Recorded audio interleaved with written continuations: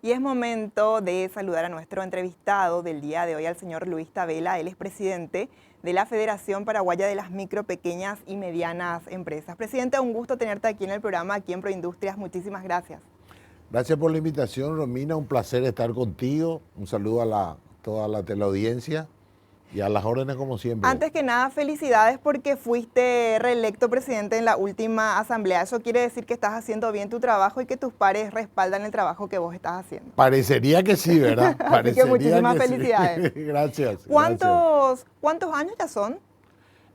Son 2 años. 2 años. Sí, 2 años y poder ser reelecto un periodo de 2 años más. Entonces vos ya estás 2 periodos. Yo estoy en un periodo de 2 años, ahora fui reelecto para otro periodo de 2 años. Perfecto. O sea, voy hasta el 25. Perfecto. Presidente, queremos saber que nos cuenten los detalles de cómo se vivió estos 2 congresos que se estuvieron realizando la semana pasada en nuestro país. El 7º Congreso Latinoamericano MIPYMES y el primer Congreso Nacional de MIPYMES aquí en nuestro país.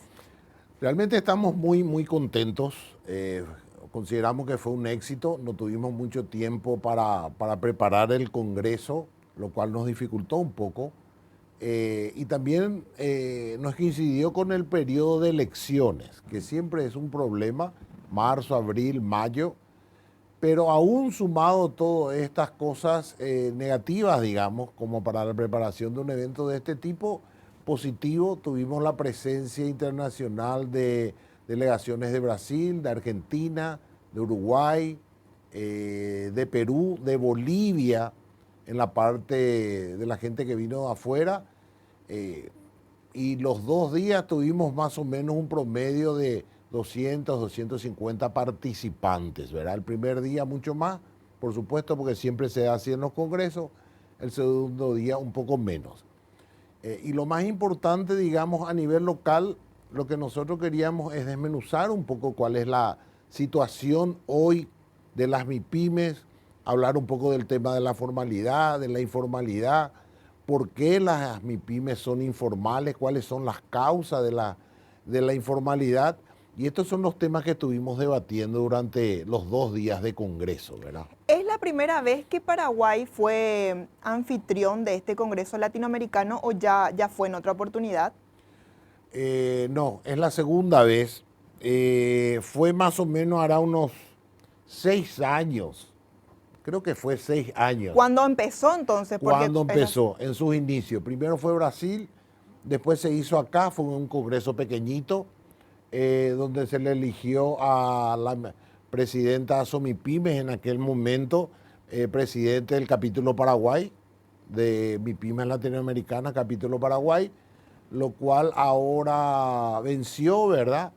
Entonces de vuelta nos tocaba, el anterior fue en Brasil y nos tocaba a nosotros realizar el congreso. Acá lo más importante, digamos, a nivel local, lo que nos interesó, a ver, en este último año accedimos a muchísima información de las MIPYMES, muchísimo, a través de algunos proyectos que había de la Comunidad Europea, también del gobierno de Taiwán, datos que nos habían proporcionado la Secretaría de Tributación, IPS, Ministerio de Trabajo, y hoy podemos saber de que tenemos en el país 270.000 empresas MIPYMES con RUT, pero apenas 41.000 empresas que están inscritas dentro de la Seguridad Social. O fíjate la brecha enorme que hay solamente en relación a Seguridad Social. Y de vuelta 31.000 empresas solamente inscritas en el Ministerio de Trabajo. Entonces ahí la brecha es 10.000 más. Nosotros hoy podemos saber que tenemos 236.000 empresas MIPYMES, que son más o menos el 86%, y tenemos 36.000 de pequeñas, o sea, estamos hablando de básicamente 95-96% de micro y pequeña empresa. También el otro dato relevante que podemos analizar es que en la región las MIPYMES son más o menos el 28%, nuestro país coincide más o menos en esto. En la región es el 60% del empleo, en nuestro país es el 75% del empleo. Y otro dato relevante es que en la región el aporte al PIB del sector MIPYME es el 22%, mientras que en nuestro país apenas llegamos al 12%. Entonces, con estos datos empezamos a ver cuáles son las causas por las cuales las empresas MIPYMES no pueden ser formales.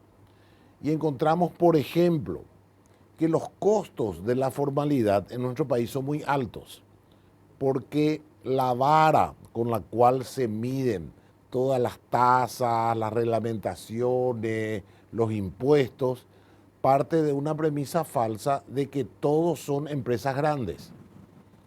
Y no es así, porque el 98% son MIPYMES. Entonces está reglamentado todo para la empresa grande. Y no estoy entrando en la burocracia, ¿verdad? No estoy entrando en la burocracia, estoy entrando solamente en los costos. Y el sector de micro y pequeña empresas son sectores que no son muy competitivos. No son muy competitivos, también poseen muy poca tecnología. Por eso que tienen mucha mano de obra en relación a una empresa grande que sí es competitiva y sí tiene mucha tecnología, por un lado. ¿Por qué razón aumenta el desempleo hace un año, trimestre tras trimestre? Y aumenta el desempleo porque las empresas micro y pequeñas van reduciendo su gente porque no pueden vender por otras causas que tienen. Entonces, automáticamente, si la gran contratante, que es el sector MIPYME, sus empresas no están bien, automáticamente baja el desempleo. O sea, aumenta el desempleo. Vos decías, presidente, que si aumenta el desempleo es sencillamente porque el sector, refiriéndote al sector emprendedor, está quebrado. Claro, o sea, está pasando por malos momentos. Nosotros tenemos que analizar de que nosotros tuvimos 2 años de pandemia. El sector más afectado fue el de MIPYME, eso ya lo sabíamos. Cuando arrancamos a que mejore la economía, vinieron las guerras y con las guerras el aumento del combustible, el aumento de la inflación. Vos fíjate que nuestra inflación era de un dígito y no pasaba del 4%, 3%. Y en el 2022 llegamos al 13%, 13.5%. No estábamos acostumbrados para esto. Entonces, y la inflación realmente fue mucho más del 13.5, ¿verdad? Sobre todo si hablamos del sector alimento y del combustible, muchísimo más que esto. Y esto afectó porque, si bien es cierto que se accedió a créditos en el 2020 y 2021, había que empezar a pagar en el 2022. Y ahí es donde empiezan a tener dificultades las empresas para pagar el crédito. Y hoy la morosidad del sector en el sistema financiero está en el 22%, según datos del BCP. Eso todavía no lo analizamos a profundidad, ¿verdad? Pero tenemos así un número frío, digamos, de 22%. Tenemos que analizar si no hay mucho consumo también disfrazado dentro de lo que sería MIPYME, ¿verdad? Entonces, todas estas causas hizo que se retraiga un poco la economía y se retraiga más el sector. Y si decimos que el 75% del empleo pasa por este sector, el sector no está bien, automáticamente empieza el desempleo, ¿verdad? Empieza a bajar esta franja.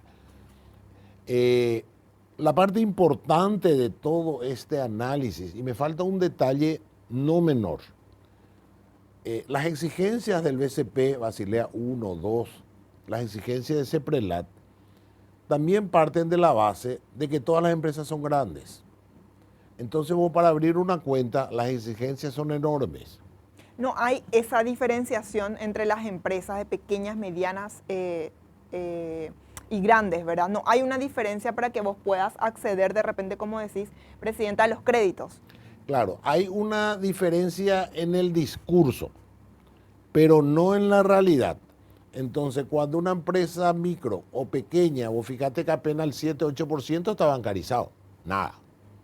Y si vos no estás bancarizado, no accedes a un crédito relativamente accesible. Entonces, con esos parámetros, las empresas no acceden a la bancarización, no acceden a tener una cuenta corriente. Apenas logran conseguir una caja de ahorro con unos montos muy pequeños. lo cual eso no te permite mucho moverte. Entonces, el gran salvador, digamos, pasa a ser el sector de cooperativas. El 50% de la financiación para las empresas micro y pequeñas pasa por el sector cooperativa. Y después, bueno, usureros o casas de crédito, etc. Lo positivo de todo este panorama es que hoy el Ministerio de Hacienda, que estaba ahí representado por el director de su gabinete económico, también el viceministro de MIPYMES, estuvimos ahí en un conversatorio, son conscientes de que ahí está el problema, de que hay que trabajar para bajar los costos de la formalización y hay que trabajar para conseguir de que la micro y la pequeña empresa se pueda bancarizar. ¿Qué hicimos nosotros desde la Federación Paraguaya de MIPYMES? Trabajamos en la modificación de la ley MIPYMES, presentamos en la Cámara de Senadores el mes de noviembre. Tenemos la esperanza que se empiece a tratar esta semana. El miércoles tenemos una primera reunión, ¿verdad?, con el presidente de la Comisión de Legislación. Vamos a estar con el viceministro de MIPYMES, como para urgir este tratamiento. Si bien es cierto que nos queda muy poco tiempo con este Congreso, pero como es un tema demasiado importante, nosotros necesitamos que tenga por lo menos media sanción, que se apruebe en senadores este tema, ¿verdad? Que se apruebe en senadores. Le vamos a solicitar al presidente de la comisión una audiencia pública urgente donde estén todas las instituciones y donde podamos consensuar un poco la idea. Y en esta ley de MIPYME nosotros sí ya fuimos colocando algunas ventajas que puedan tener la micro y la pequeña empresa, ¿verdad? En el tema de las tasas, las regulaciones y todo ese tipo de cosas, porque si no conseguimos bajar esos costos, difícilmente la empresa se normalice. Y es un círculo vicioso, ¿verdad? La empresa que no es formal accede a un crédito caro o no accede a la bancarización, entonces no es competitiva, no puede comprar tecnología, tiene una mano de obra sin seguridad social, sin seguridad social. Esos datos están en lo que te decía, de 270.000, apenas 40.000 están inscritas. Y bueno, y ahí es donde hay todo un mundo que podamos decir que a lo mejor no tienen aguinaldo, no tienen vacaciones, o tienen a la mitad, o bonificación familiar. O sea, necesitamos ir formalizando las empresas para que ese aporte al PIB del 12%, lleguemos como es en la región al 20-22%, ¿verdad?